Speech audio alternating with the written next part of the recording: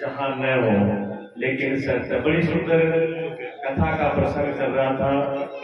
ये जो भगवान का गोपियों का जो प्रसंग है भागवत के, जैसे बताया आचार्य जी ने, बिल्कुल हृदय है, प्राण है। ये अध्याय बिल्कुल इस भागवत जी के प्राण है। पूरे प्राण इसी में बसे हुए हैं।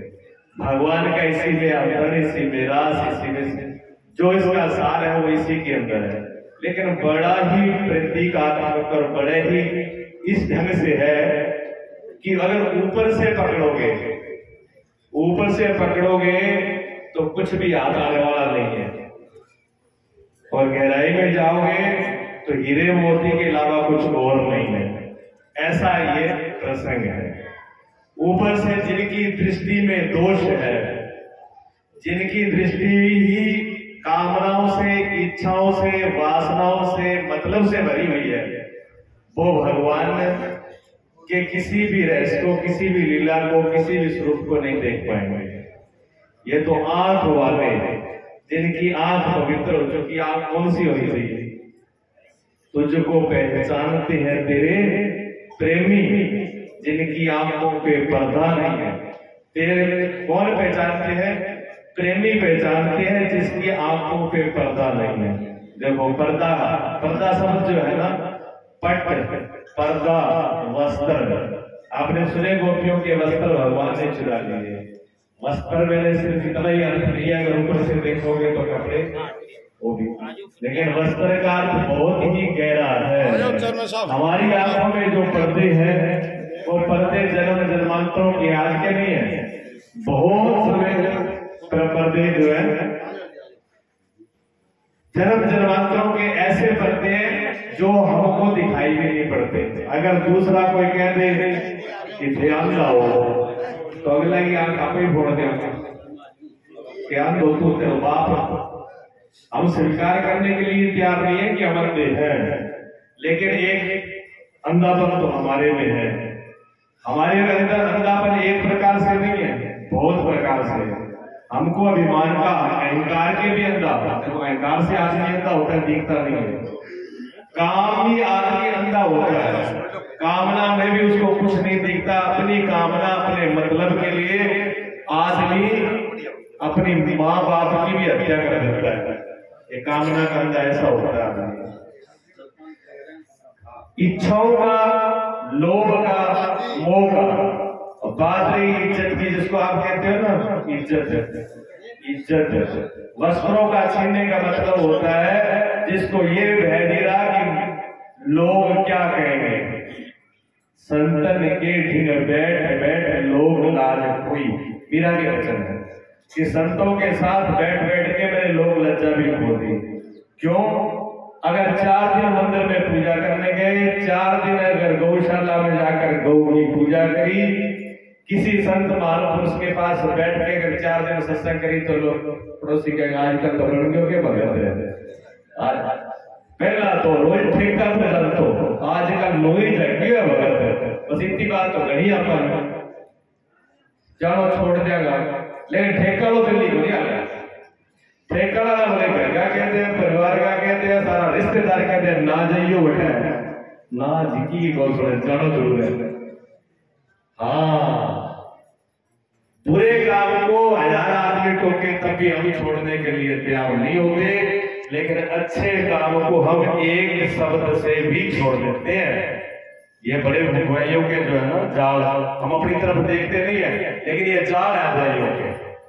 क्या रखना, एक किसी के घर पे बंदर थे पाले हुए, तो वो बंदरों को रोटी खिलाता था। एक बंदर को सुबह 4 रोटी देता था और शाम को देता था 3। एक दिन उन्होंने मीटिंग करी परिवार के लोगों ने कि थोड़ी व्यवस्था बदल दो। क्या किया कि सुबह को 3 रोटी दो, शाम को 4 दो। और दूसरा दिन बदल दी, दिन का 3 दे दी, शाम का 4 कर दी। बंदरों ने विद्रोह कर दिया। बंदरों ने ऐसे कैसे हो सकता है? हमारी आपने कटौती क्यों की हमारे भोजन में से? हम इसको बर्दाश्त नहीं करेंगे। घर वालों साहब भले माड़ा से गिनती तो कर लियो कि मैं क्या तो दिन में स्वाद दिया, पर दिन का 1 महीना बढ़ा दी, 1 महीना घटा दी, बंदर के गिनती रखो थर थरी करना मने दिन गई 4 चाहिए रात के 3 ये गिनती थारी थर से बरकत बस आदमी की हालत इसी है आदमी गिनती पर करे बोली ना बंदर गिनती करे ना आदमी पर गिनती करे कि हमारे अंदर क्या है दूसरों की तरफ उंगली उठा देते हैं लेकिन अपने तरफ नहीं देखते हमारे तरफ भी क्या है भी आदमी को बड़ो दोस्त है वो बड़ो ईमानदारी है तो पूजा पाठ कर करे वो कर्म कर करे लेकिन हम कितना करते हैं गिनती हमेशा अपने साथ की होनी चाहिए दूसरे की नहीं होना चाहिए कबीर साहब ने कहा कि प्रेम प्रेम सब कोई कहे प्रेम न चीने कोई और शीश काट हथेली धरे प्रेम कहावे सोए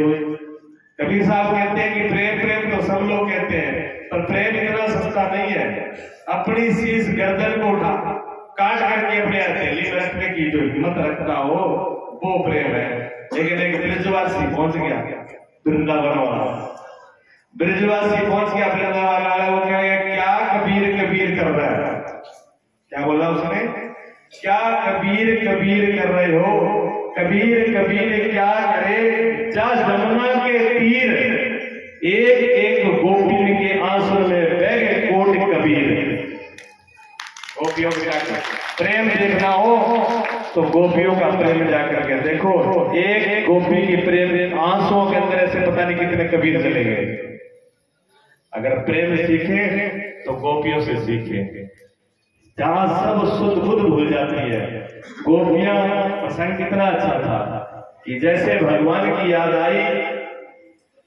तो गोपियां जो है श्रृंगार करना भूल गई माताओं को श्रृंगार प्रिय होता है माताओं को श्रृंगार प्रिय होता है चेहरा संवारने में बहुत टाइम लगा देती है ये ब्याह शादी पार्टी में जानो है नहीं गौशाला का तो 100 रुपया 1 रुपये कट्टर में 4 बार सोचता है गौशाला का देगे आऊं के नाऊं देगे आऊं के नाऊं अर्जन हो गए ब्याह अभी ब्यूटी पार्लर वाला पूछे कितना देना है सागर तो जितना पटाइया है और सागर में विद्या हो रही क्या बताओ ये काम हुआ है भगवान दिशा दे दिया ना स्वरूप उससे बढ़िया और क्या होगा डोल बिगाड़ के आ जाए अभी तो वो कितनी देर चले वो एक दिन ब्याह है वो 5, 7, 10 हजार रुपया का उसने 20-25 हजार रुपया दिया हुआ है और बाकी तो मैं ठाक होने को है मतलब इसकी माता बता दे विषय नहीं बता दे हमें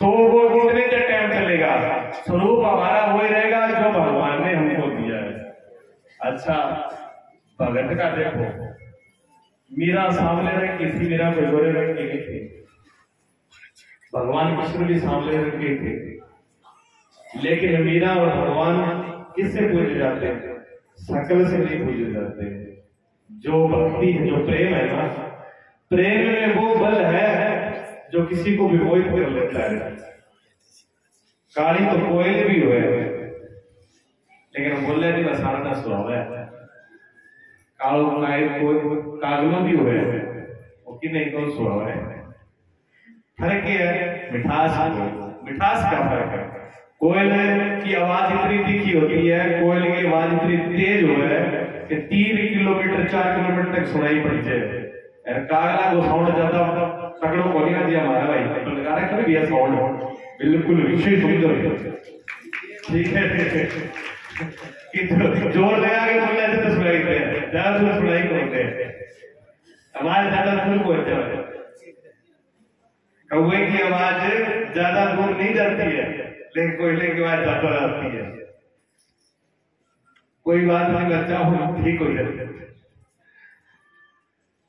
तो फिर भी उसको कोई आदमी पसंद करता है कोई आदमी पसंद उसको नहीं करता क्यों उसकी आवाज में कर्कशता होती है और मिठास की आवाज होती है चाहे ज्यादा तेज क्यों ना हो फिर भी उसको स्वीकार कर लेते हैं क्यों मिठास है इसी प्रकार जो ऊपर से हम बना लेते हैं चेहरे भगवान कहते हैं उससे मैं संतुष्ट नहीं होता हूं मैं किससे संतुष्ट होता हूं जो हृदय से सरल होता है जिसके हृदय में प्रेम है जिसके हृदय में प्यार है वो मुझे बहुत नजदीक है। पर्दा एक ही है सबसे बड़ा पर्दा किस बात का है? अहंकार का। अहंकार किसी भी बात को स्वीकार करने के लिए तैयार नहीं होता। किसको कितनी बड़ी कमी हो गई, चाहे कितनी भी बड़ी कमी क्यों ना हो, इस बात को अहंकार कभी भी स्वीकार नहीं करता है कि मेरे में कमी है। अगर इतनी बात को भी स्वीकार कर ले कोई कि मेरे में कमी हो सकती है, उससे बड़ा महान व्यक्ति कोई नहीं है। कहते हैं गलती करना बुरा नहीं होता, गलती करना बुराई नहीं है। क्योंकि अगर गलती नहीं होगी तो सीखेंगे कैसे? अगर बच्चा गलती नहीं करेगा तो कैसे सीखेंगे बताइए? बच्चा गलती करेगा तो गलती से सीखते हैं। हर व्यक्ति गलती कर करके सीखता है। गलती करना बुरा नहीं है। बुरा क्या है? गलती को न मानना। बुराई इस बात में गलती को स्वीकार नहीं करना। तो गलती करना मानवता है, मानव का स्वभाव है गलती करना, और गलती को स्वीकार कर लेना दिव्यता है, वो देवता है। जो गलती को स्वीकार कर ले वो देवता है, और जो गलती को सुधार ले वो भगवान है। जो गलती को सुधार ले वो भगवान है, और जो गलती को माने ही नहीं वो शैतान है। जो गलती को मानने के लिए तैयार ना हो किसी बात, वो शैतान है। ये महापुरुषों के वचन है, शास्त्रों में लिखे हुए हैं, कोई मेरे नहीं है। तो भगवान के यहाँ पर प्रवेश किसका होता है? जो सरल हो गया। भागवत जी में देखो प्रेम के बड़े प्रमाण हैं। प्रेम कैसा हो? कहते हैं मीन और पानी के जैसा। जैसे मछली बिना पानी के नहीं रह सकती है, तड़पती है, ऐसे जिसके प्राण तड़पे बिना भगवान के, बिना प्रीतम के, बिना प्यारे के, उसको प्रेम कहते हैं। महाभारत में एक प्रमाण आया जहाँ प्रेम की बात की तो उन्हें कहता है प्रेम होता है गऊ और बछड़े जैसा।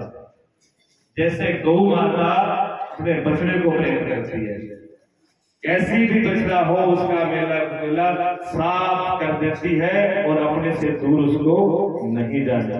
और किसी का अगर बच्चा ले जाओ आप तो पशु शोक नहीं मनाता है, देख लेना। और पशुओं के बच्चे अगर मर जाए, चले जाए, कोई दिक्कत हो जाए तो उसको दुख नहीं होता है। दुख किसको होता है? गऊ का अगर वो बछड़ा खत्म हो जाए तो इतना शौक होता है कि दूध सुखा जाती है, दूध देती नहीं है, बड़ी मुश्किल से माताएं जानती है इस बात को। तो गऊ का प्रेम बछड़े से होता है। ऐसे प्रेम जो है, प्रेम के बहुत से प्रमाण हैं। पतंगे का प्रमाण देते हैं कि पतंगे को किसे? दीपक से, क्षमा से प्रेम है। वो इतना दीवाना होता है उस रूप का कि अपने आप को स्वा कर देता है, अपने आप को अर्पण कर देता है। तो जहां प्रेम वहां है जहां पर अहंकार नहीं है, प्रेम वहां है जहां पर संदेह नहीं है, प्रेम वहां है जहां कामना नहीं है, प्रेम वहां है जहां अपना स्वार्थ नहीं है, और प्रेम वहां है जहां अपनी इच्छा नहीं है। जहां ये दोष नहीं है वहां पर प्रेम रुक पाता है। अगर ये दोष हो तो प्रेम की हत्या हो जाती है, प्रेम जिंदा नहीं रहेगा। आगे की कथा तो आप महाराज जी से सुनेंगे क्योंकि टाइम कम है, शादी करनी है भगवान की, तो कथा थोड़ा चलने वाली आगे। बोलिए सच्चिदानंद भगवान की जय हो।